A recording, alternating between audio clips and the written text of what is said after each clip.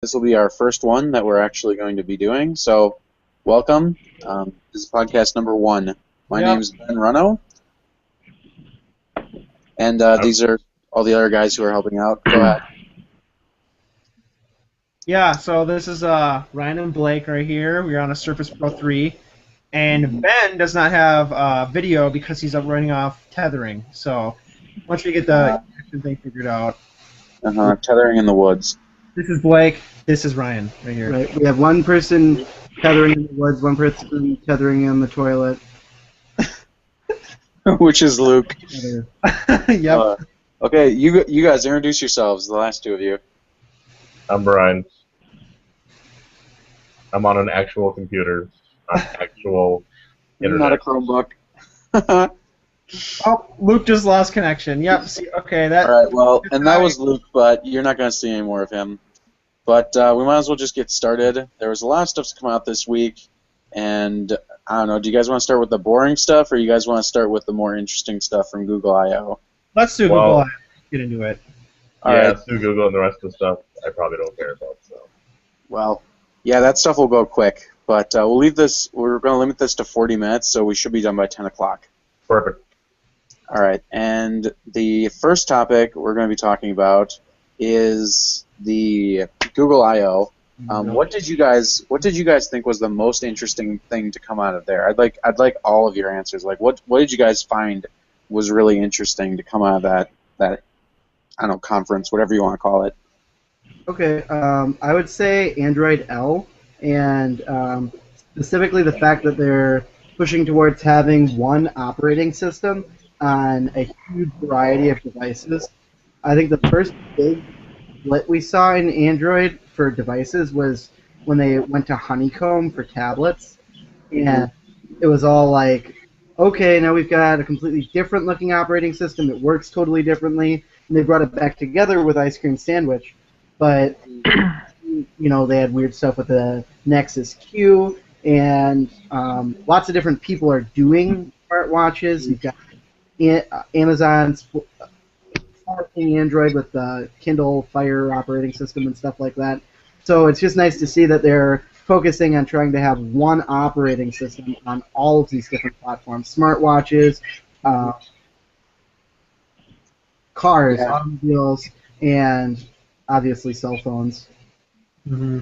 Yeah, it's like the underpinnings are the same, but its tentacles are going into everything from cars to even the Chromecast. I think is running on Android.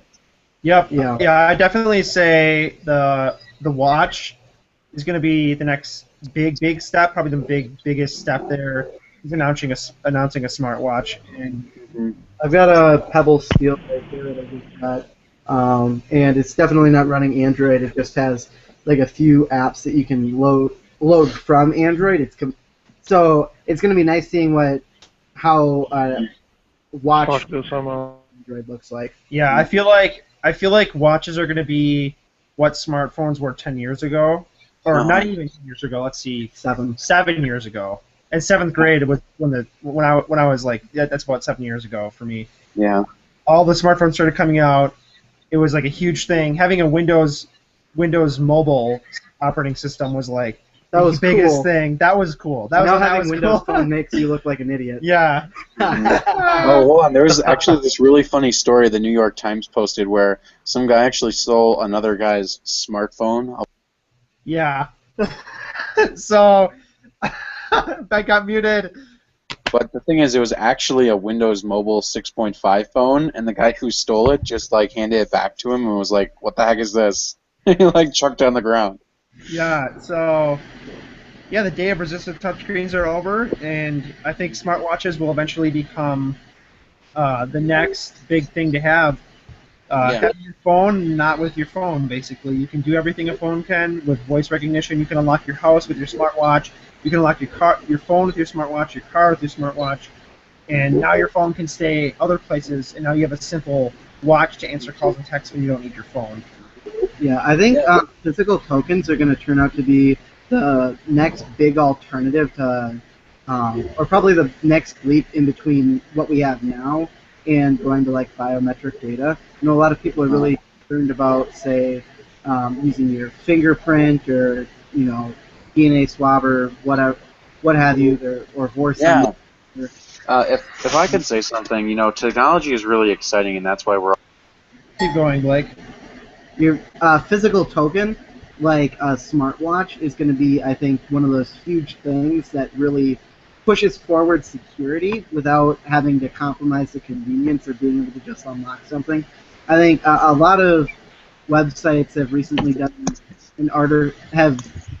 done editorials about how the password is dead and different forms of security are what's going to take over. And I think the watch, and I'm sure that there's going to be other physical accessories that meet the same sort of need, are going to be physical tokens that you can use. Like, hey, I can sign into this website just by having my watch near my phone and having it connected, or X, Y, and Z, having a physical token that communicates that security. Huh. So that's Well, about it. if I had something to say about smartwatches, I'd say that Google's presentation seemed to be really amazing, more so than any other one I've seen, because now with Google's implementation of the smartwatch, it seems to be really complete, because you can actually dismiss notifications on the watch and they'll go away on your phone. And it just seems to be a lot more well put together than Samsung's Galaxy Gear, which really seemed kind of like a really awkward first step into the smartwatch game. And I think Google is doing a really good thing here. Yeah, that's pretty cool. All right, Radder, what did you say? I mean, I would agree the whole connected operating system's cool. I guess my only concern with it is that like they're not making this hardware. I don't think Google's making the hardware, right? No, Google's not making the hardware. They're just Right. Standardizing the software. So Right, it just seems like there could be an issue down the road. Is Google has this vision of how this stuff should run, like Chrome on the laptop, the watch, the next Nexus phones. But I mean, all these manufacturers are going to put their own shit on top of it, and it would be my concern as far as how it's all going to work. Mm-hmm. Yeah, and now you're kind of starting to see like what Apple just started with convergence on Chrome OS, because now if you get a call, you can answer it on your Chrome laptop, or reply to text messages or whatnot. That's the biggest advantage Apple has, is that they control it from start to finish. They're making the hardware, they're making the software. They're in complete control of that, so they might not have all the cool features or the cutting edge stuff, but everything they have should work well. Exactly. They're probably not going to put it in there unless it does work well, and they can ensure it works well. Google has zero control over that. They're just saying, here's an operating system with a bunch of features, do whatever the hell you want with it. Yeah. Yeah, their biggest weakness that they control the process from start to finish, but when they want to come up with new stuff, they have to come up with the idea and bring it all the way to fruition without outside help. Mm-hmm. Well, that's the benefit of having Google. Google can come up with all the ideas, and Apple can just rip them off and make them actually work. Yeah, They don't have to come up with anything on their own. Not to say that I/O, a lot of stuff was ripped off from Apple, like the continuity thing was ripped off from WWDC. It's probably I'm not really sure if it's ripped off, because the thing is, Google had to do this a long time, and this was only Hey, so I tried joining the. Get muted. Are they gone already? Oh, jeez.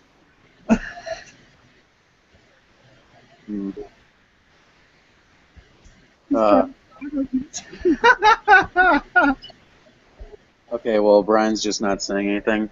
Well, anyway, I don't think that I don't think that Google was ripping off Apple with the convergence sort of features that they're adding to Chrome OS, because they had to be doing them a while behind the scenes before they actually came out with them. And seeing as how these two events were really close to each other, I think they really just both were doing the same thing at the same time. Well, rather, how much experience do you have with Google Voice on a desktop computer? What did you say? How much experience do you have with like Google Voice on a desktop computer? You've used that for a while, haven't you? Yeah, I have limited experience. It's fine. I wish it was more integrated with Hangouts. Right. Yeah. And I guess I'm kind of going off of that of like when you get notifications on your phone and your desktop and your laptop and all these other devices, Hangouts is kind of the same way. They've been managing, sort of having. Google's had an evolving sort of compatibility with this of kind of knowing when you've read it on one place and then not notifying you again later. Like a lot of times when I check text message on my phone, the notification for it being a new unread text goes away in the desktop, and Hangouts is kind of the same way, how if you read it in one place, you don't necessarily get notified in the other place. Yep, it happens on iOS a little bit and iMessage on the Mac, but I think that has to do with syncing issues, and I think that's got to be fixed eventually. But sometimes it works, sometimes it doesn't. I don't know what they. Okay, well, not that that's not an important conversation to have, but let's see if there's anything else that we can talk about from Google I/O. Is there anything that we haven't covered yet? Oh, there was a ton of stuff that came out. I mean. Well, here's one of the things. Did you guys hear about how you're actually going to be able to run Android apps inside of Chrome OS in a virtual environment? Yeah, we were talking about that earlier. Yeah, actually, Blake and I were just talking about that, and my comment was that's cool, but why not have a desktop app that is way more powerful? Question mark. Like, I guess it's just kind of filling the gaps right now, I think, is what they're doing, because Chrome OS isn't really mature yet. Right, and I'd say right now Chrome OS is literally 4 years behind, which is, in tech years, a century. Like, no joke. So, unless they accelerated it extremely fast, like, why don't they just, I don't know, why don't they just open up the market to developers to create Android apps that are desktop designed? They're literally just Android apps running in Chrome OS, which I think it's kind of cool. I mean, I'm sure it didn't take them that long to make that. I'm sure it took probably a day. Like, you can download Chrome extensions on Chrome OS, can't you? Yeah, extensions, but you can't. We're talking about Android apps running in Chrome OS. They're literally just like, if you take out your phone, it's the exact same everything. Nothing. Yeah, I think they should allow for downloadable apps. I think that would be a huge step forward in making it seem a lot more like a real computer. Right. Well, I think the problem is that when they started Chrome OS, I think they just literally had no concept that they were going to be converging these two operating systems. But it's like they want Chrome to be its own platform, and they want Android to be its own platform, and they essentially want it to be a virtual machine that runs on every piece of hardware, and basically give you a standardized framework for creating applications. Uh-huh. Yeah, well, to tell you the truth, what Google's doing seems really, really exciting. And, the smartwatch, that really was probably the most impressive thing of what I saw during the day. But the thing which I know we haven't talked a lot about yet is they're introducing Android version L. And they said something about a developer preview, but it sounded like something that everybody could sign up for. And that actually sounds like a really good idea, because one of the things I really like about my Windows phone is I can sign up as a developer, even though I'm probably never going to develop an app, no matter how simple it is, and I can always get the latest Android updates. And I think if they did the same thing where you could just kind of put yourself into a list and then always have access to the latest updates outside of your control, I think that would be a huge positive. Yeah, I think you meant Windows. You said Android by accident, but no, I said I can do that on Windows, where I can get the latest update by signing up as a developer. And I'm saying if they do that on Android, which is what it sounds like they're doing, that it would be a really good idea. Yeah, it's a good idea, except for how insanely glitchy they are, and how they really interrupt your day a little bit. I mean, if you're a developer, go ahead. If you want to test it out and you feel like you got a new operating system, go ahead. But I think, personally, it kind of spoils the experience just a little bit, because you're getting an unfinished product that is super glitchy. Like my iOS, iOS 8. Why would you download that? The newest beta just came out. You couldn't make calls, and you couldn't send texts. It messed with something. So literally, you couldn't do anything on your phone. Like, what the heck? Nobody uses the phone to make calls or texts anyway, so I'd be fine with that. Oh my gosh. Yeah, I'll just make all my calls using Facebook Unless you're not a Messenger. It tells me to. I think the main reason that you get a phone now is to take pictures and to read Windows Phone Central. That's definitely why I buy a phone. I don't know about the pictures, but Windows Phone Central is definitely a plus. Yes, I love whoever made that website. I should hire them to make mine. So clean. If they Daniel ever, Rubino is my hero. if Well- they ever make a phone that comes like pre-installed with just Windows Phone Central on the home screen, totally buying that. Yeah. You guys should check out Mobile Nations. It'll be a Nokia Android phone that Oh comes my with God. I don't like Mobile Nations because it's littered with iOS and Android garbage. I just want a 5x5 icon on my home screen. It's just Windows Phone Central. One button, All right. click. Well, are we guys? I like Windows Phone. No dialer app, no texting app, just boom. Yeah, Disable the menu button. I don't need that either. those of you who are viewing, Ben is the Windows Phone advocate. I'm the iPhone advocate. Blake's the Android phone advocate / BlackBerry. Yeah, BlackBerry. Which is kind of I don't know. And then Radder is like a jack of all trades at this point. I don't even know what you think. I just like things that work, and I don't like things that don't work. Oh, Right. so he's the Apple advocate. Yep. Not true. Sad argument of every Apple user. Yeah. So, What's next on the list, Ben? okay, well, there's actually a ton of stuff to talk about. You guys probably aren't going to like this, but a couple of them are Microsoft stories because there wasn't a lot else to come out this week. One of the things to come out this week was that this is just kind of, I just want to get your guys' pulse on this as a bit of electronics news, that they're actually Microsoft is working on making something called wireless charging pants, which actually sounds like something that would be really useful. Nope. I don't like wearing pants in general. I don't want to hook a bunch of electrodes up next to my balls. Quote unquote, the guy said he tried really hard to make the heat disperse. Oh my gosh. I Giant sweat in your butthole? Like, oh my gosh, just on your butt? No. Well, we're getting to the point where electronics are getting so small that you can wear them on your wrist all day long. I mean, I don't know how they'd get the power to make these pants. I mean, I'm sure they're just experimenting with them right now, but provided that they weren't too unsightly, if you could just stick your phone into your pocket and it would wirelessly charge it, that'd be really cool. I just don't see how they're going to do it yet. They just need to come up with the wireless charging standards. That would be very helpful. It's QI, but AT&T's ruining the party. AT&T. I mean, they're basically a fucker that's literally raping you. Oh my gosh. Said T-Mobile CEO John Lageray. Hey, I'm just quoting tech news right now. Okay, well, what do you call it? Moving on. Yeah, The Next- Verge posted a thing about it saying, I've never seen a swear word on The Verge, and all of a sudden there's like, they're ruining the effing internet. Like, what? Holy crap. Yeah. Fine. Yeah, people are freaking out about it. Well, if we want to keep bulleting down these, the next story, which you guys are probably going to find interesting, is the Moto smartwatch, which was actually shown off at Google I/O, known as the Moto 360.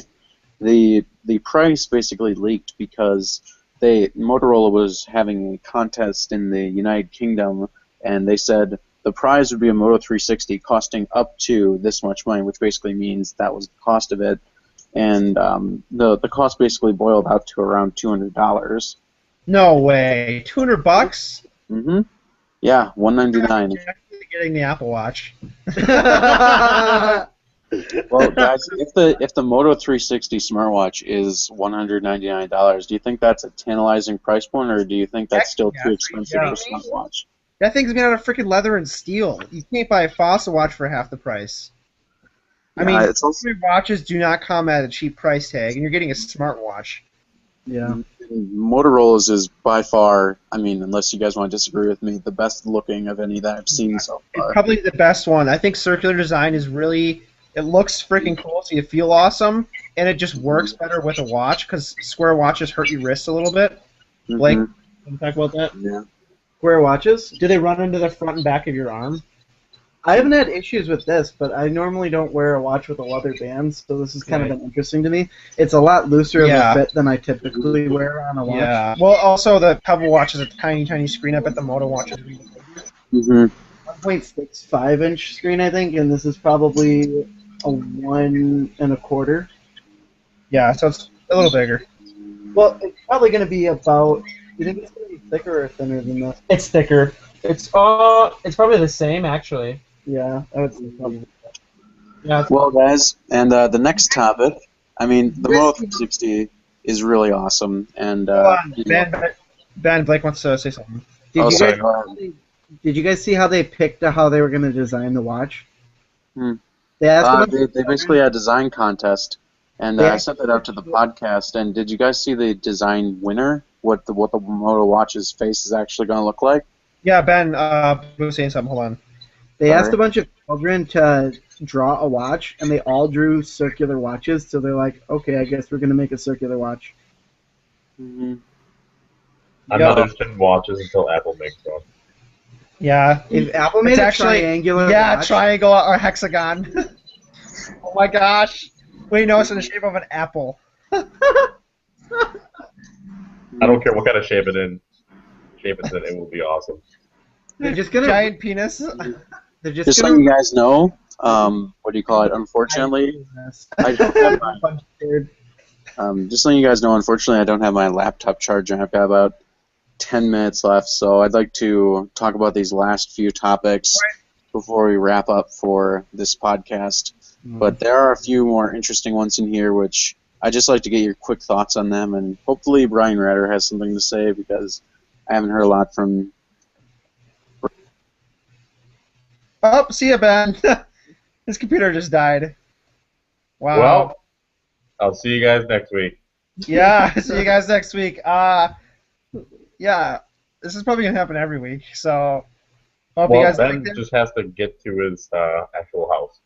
Yeah, because he actually has 20 meg internet now. We used to film these and he had 2 megs of internet, so you can imagine how bad that was. But I'm pretty sure, yeah, Google Air is awesome. So this is probably going to go up unedited because it allows you to upload videos that are super long to YouTube. So, for free. Nice. Pretty cool. Perfect. All right.